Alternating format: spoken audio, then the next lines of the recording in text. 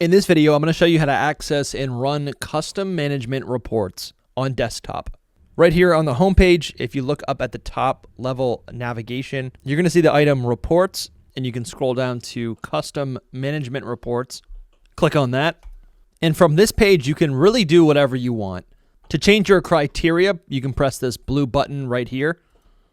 There's 5 categories for different search criteria. These are company, unit, compartment, sample, and test. Out of any of these categories, you can select their criteria just by clicking on them, and you'll see them populate on the right side. Fill in all selected search criteria, and then you can save it for the future by clicking Save Criteria. Give it a name, and then press Save Changes. But if we go back to the custom management report page, you can select a report type by condition history, fluid age and condition, or turnaround time.